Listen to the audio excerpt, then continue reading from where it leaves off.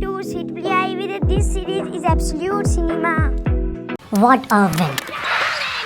इस जीत के बाद मेरे पास तो कोई शब्द बचा ही नहीं है। क्या ही जीत हासिल करी हमने। इस सीरीज में तो इंडिया को कहीं पर फेवरेट देखा ही नहीं जा रहा था due to many obvious reason, चाहे वो विराट कोहली और रोहित शर्मा का टीम में ना होना हो या फिर इंडियन फैन और मीडिया का इसमें इंटरेस्ट ना दिखाया। क्योंकि 7 जून 2025 को जब इंडियन टीम इंग्लैंड में लैंड हुई थी, ना ही वहाँ पर फैंस का क्राउड था और ना ही कोई मीडिया कवरेज। जिन ट्रोल्स ने 3-4 दिन चुप रहकर होप देखी थी, वो फिर से एक्टिव हो गए थे। मीम पेजेस पर फिर से वही शुरू हो गया, Gill shouldn't be the captain. पर जब हर जगह डाउट था, एक साइलेंट स्पार्क अभी भी चल रही थी। वो स्पार्क थी इस नई इंडियन स्क्वाड में, जो मीम्स के बीच में खुद को प्रूव करने निकली थी। और ये सिर्फ शुरुआत थी, क्योंकि उसके बाद अगले मैच में इंडिया ने काफी अच्छा कमबैक किया। दिन था 2 जुलाई 2025, एजबास्टन के ग्राउंड में सेकंड टेस्ट मैच खेला जा रहा था। और यही वो मोमेंट था जहां से पूरा इंग्लैंड हिल गया। In this match captain Shubman Gill played one of the finest innings of 269 runs, followed by another 161 runs in second innings. Literally masterclass, breaking so many records in just one single game. On the other hand, यशस्वी जायसवाल, जडेजा, पंत, राहुल के supportive contribution से Indian team ने first inning में 587 run का एक massive score बनाया और फिर second inning में 427 फॉर 6 के स्कोर पर डिक्लेयर कर दिया। और इसके जवाब में इंग्लैंड की टीम फर्स्ट इनिंग में 407 पर कोलैप्स कर गई और फिर सेकंड इनिंग में 271 रन से बना पाई। And as a result India ये मैच 336 रन के एक मैसिव मार्जिन से जीत जाती है। ये सिर्फ एक नॉर्मल विन नहीं थी, ये एक हिस्टोरिक विन थी, because this was the first Indian win at Edgbaston. एंड इसी के साथ शुभमन गिल बन गए youngest Indian captain to win overseas test. और अब सीरीज हो गई थी 1-1 पर लेवल। फिर नेक्स्ट मैच था लॉर्ड्स के ग्राउंड में 10 जुलाई 2025, एक ऐसा गेम जहां एक्सपेक्टेशंस बनी कि इंडिया अभी भी लीड ले सकती है, क्योंकि इस मैच में जो हुआ वो स्पोर्ट की असली ब्यूटी दिखाता है एंड प्रूव करता है कि क्यों कहा जाता है क्रिकेट इज अनप्रेडिक्टेबल। पहले इस मैच में इत्तेफाक से दोनों ही टीम्स ने फर्स्ट इनिंग में 387 रन स्कोर करे थे, जिसमें इंग्लैंड की साइड से जो रूट और इंडिया की साइड से केएल राहुल की 100 आई थी। इंग्लैंड जब सेकंड इनिंग में बैटिंग करने आए तो 192 पर ऑल आउट हो गए थे, यानी कि अब इंडियन टीम को केवल 193 रन बनाने थे इस मैच को जीतने के लिए और एक और हिस्टोरिक विन पाने के लिए। बट ये मैच ऐसे मूवमेंट पर आ चुका था कि पिच अब काफी ज्यादा बॉलर्स को फेवर कर रही थी। डे 4 के एंड पर इंडिया का स्कोर 58 फॉर 4 पर आ चुका था और अभी भी इंडियन टीम को डे 5 पर 135 रन बनाने थे विद 6 विकेट्स लेफ्ट। अब अगर हम उस मैच की बात करें तो मैच काफी ज्यादा इंटेंस चल रहा था। It was really a nail biting match और इसका बिग क्रेडिट जाता है रविंद्र जडेजा को and as I should say sir Ravindra Jadeja को, जिन्होंने इस मैच में प्रॉपर एंकर का काम किया और एंड तक टिके रहे और साथ में बाकी टेलेंटर्स ने भी हेल्प करी। But I feel very bad for Siraj है, क्योंकि वो एक बैड लक की वजह से आउट हो गए एंड इंडिया वो मैच हार गया केवल 22 रन से। But still Indian team did their best. इस मैच के बाद वापस से वो हेड और ट्रोल का कल्चर शुरू हो गया था। माइकल वॉ जैसे लोग कह रहे थे कि England will win bye 4-1 and India के टॉक्सिक फैंस गिल के ऊपर फिर से चढ़ गए थे by calling him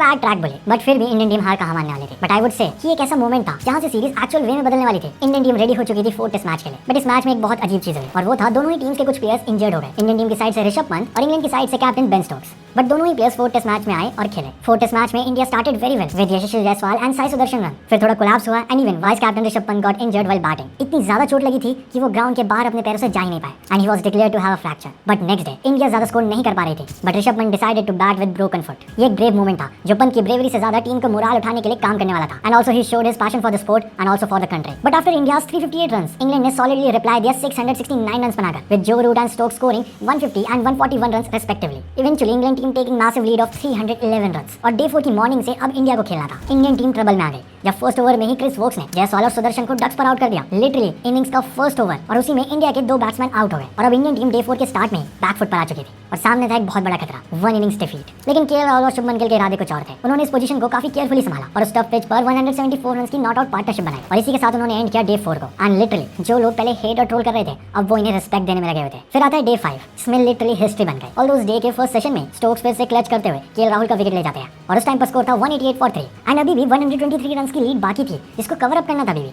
like imagine it's the day 5 of a test match and अभी तक 3rd इनिंग भी खत्म नहीं हुई है एंड यहीं से समझ आ गया था कि इंडियन टीम प्रॉपर्ली ड्रॉ के लिए खेलने वाली है और वो बैटिंग तो पूरे मजे से करेगी। केएल राहुल के बाद आते हैं वॉशिंगटन सुंदर बैटिंग करने, लेकिन गिल सेंचुरी बनाने के बाद आउट हो जाते हैं, जो कि थी उस दिन की पहली सेंचुरी। फिर आते हैं रविंद्र जडेजा और वॉशिंगटन सुंदर और रविंद्र जडेजा दोनों लेफ्ट हैंडेड बैट्समैन का डुओ ऐसा चलता है कि दोनों ही बैट्समैन सेंचुरी बना देते हैं और इंडियन टीम उस मैच को ड्रॉ करवाने में कामयाब रहती है और साथ में 3 सेंचुरीज के साथ। जहां पे ऑब्वियसली केएल राहुल थोड़ा बैड लक के शिकार रहे, बट जहां पे शुरुआत में 2 डक्स आ गए थे उसके बाद इनकी century literally cherry on the cake थी। ऑल्दो इस मैच में काफी फन मोमेंट भी हुआ। यस, मेरे लिए वो काफी फनी था, क्योंकि जब इन दोनों ही बैट्समैन ने श्योर किया कि इंडिया इनिंग से नहीं हारने वाले तो उस टाइम पर जब लास्ट का एक हार बचा हुआ था तो इंग्लैंड के कैप्टन बेन स्टोक्स ड्रॉ कराने के लिए हैंडशेक करने आए रविंद्र जडेजा के साथ, बट जडेजा ने डिनाई कर दिया एंड उनके बीच थोड़ा ट्रोल वगैरह भी हुआ। But keeping all that aside finally अब सीरीज 2-1 पर आ चुकी थी और लास्ट मैच वापस से लंदन में था, जहां सिराज ने कुछ ही दिन पहले वो हार्ट ब्रेकिंग मोमेंट विटनेस किया था लॉर्ड्स वाला। ये मैच था ओवल के ग्राउंड में और इस बार डेस्टिनी को कुछ और ही मंजूर था, क्योंकि इस गेम में स्टोक्स और पंत जैसे 2 बड़े प्लेयर्स इंजरी की वजह से बाहर हो गए एंड मैच के एक दिन पहले इंडियन कोच की पिच क्यूरेटर से तो फाइट भी हो गई थी। इस मैच में आकाशदीप और करुण नायर की भी टीम में वापसी हो गई थी and Dhruv Jurel finally proper way में प्लेइंग 11 में खेल रहे थे and Indian team was ready for the final battle. इस मैच में पहले बैटिंग करने आती है इंडियन टीम, जिसमें इंडियन बैट्समैन कुछ खास नहीं कर पाते एक्सेप्ट करुण नायर जो कि 57 रन बनाते हैं। एंड इसी इनिंग के दौरान इंग्लैंड के बॉलर क्रिस वोक्स भी इंजर्ड हो गए थे एंड इंडिया 224 रन के स्कोर पर ऑल आउट हो जाती है। जवाब में इंग्लैंड की टीम भी 247 पर ऑल आउट हो जाती है, जहां पर मोहम्मद सिराज ने वैल्यूएबल 4 विकेट्स लिए थे और साथ में प्रसिद्ध कृष्णा ने भी। इंडिया अपनी सेकंड इनिंग्स में बनाती है 396 रन, वो भी जस्ट 88 ओवर्स में। इस इनिंग की मेन हाईलाइट रही यशस्वी जायसवाल जिन्होंने 118 रन बना दिए थे, और साथ में उस मैच के नाइट वॉचमैन मिस्टर आकाशदीप जिन्होंने 66 रन बना दिए। फिर sir Ravindra Jadeja with 53 and Washington सुंदर विद आल्सो 53। अब इंग्लैंड की टीम को चाहिए थे टोटल 374 रन जीतने के लिए, और उनके पास टाइम काफी था। एंड इस मोमेंट पर इंग्लैंड की टीम ने अपना बेस्ट बॉल दिखाया। रूट और ब्रूक ने सेंचुरी स्कोर करी और इंग्लैंड की टीम कंफर्टेबली 300 के स्कोर पर पहुंच चुकी थी और जीत से बस 74 रन दूर थी। बट फिर आकाशदीप ने ब्रूक को आउट किया और प्रसिद्ध कृष्णा ने बेथल को बोल्ड किया, और फिर थोड़ी देर बाद ही कृष्णा ने सबसे इंपॉर्टेंट विकेट जो रूट को भी आउट कर दिया, जहां से गेम में थोड़ा चांस बन गया था।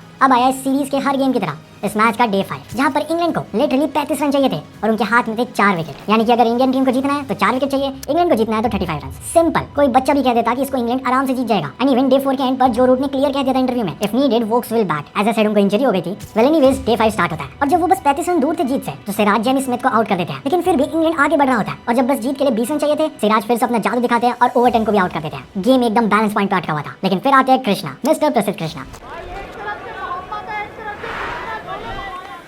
जिन्होंने मैच को इंडिया की साइड टेट कर दिया जब उन्होंने जॉश टंग को आउट किया। लेकिन फिर आते क्रिस वोक्स बैटिंग करने, जो कि क्रिकेट को लेकर डेडिकेशन का एक और एग्जांपल बन गया सीरीज में। And this will be remembered just like Rishabh Pant. And अब यहाँ पर एटकिंसन का मेन काम था मैच को जिताने का, एंड उन्होंने वो काम भी किया। जहाँ पहले 17 रन चाहिए थे इंग्लैंड को, अब बस 7 ही रन चाहिए थे। लेकिन अब बॉलिंग करने आते हैं हमारे सिराज भाई, जिनके दिमाग में कहीं ना कहीं वो लॉर्ड्स वाली याद अब भी होगी। और सिराज वो करते हैं जिसकी इंडियन टीम को सबसे ज्यादा नीड थी, एक और विकेट।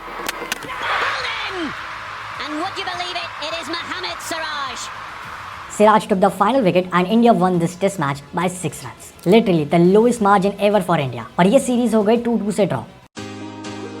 अब अगर हम इस सीरीज के मेन रिकॉर्ड्स की बात करें तो इस सीरीज में इंडिया की तरफ से सबसे ज्यादा विकेट्स लिए मोहम्मद सिराज ने, टोटल 23। लिटरली मोहम्मद सिराज ने सब कुछ बदल दिया। I only believe in Jassi भाई से लेकर आई बिलीव माई सेल्फ तक, and honestly he deserves all the credit, जो शायद अब तक अंडररेटेड रहा था। और उनके बाद आते हैं जसप्रीत बुमराह, जिन्होंने केवल 3 मैचेस खेले बट फिर भी उन्होंने 14 विकेट्स निकाल दिए। एंड वहीं अगर बैटिंग की बात करें तो इंडिया की तरफ से कैप्टन शुभमन गिल टॉप पर है, जिन्होंने टोटल 10 इनिंग में 754 रन बनाए। उनके अलावा केएल राहुल ने बनाए 532 run, 516 by sir Ravindra Jadeja, and बाकी आप स्क्रीन पर देख सकते हो। And not to forget Joe Root के 537 run, and Joe Root finally test cricket के सेकंड हाईएस्ट रन स्कोरर बन गए। वेल ये थी 2025 की एंडरसन तेंदुलकर ट्रॉफी, जिसमें एक यंग इंडियन टीम ने वो दिखाया जो कोई भी उनसे एक्सपेक्ट नहीं कर रहा था, इंग्लैंड में जाकर इंग्लैंड की टीम को ही डोमिनेट करना। लेट्स होप इंडियन टीम ऐसे और आगे परफॉर्म करे।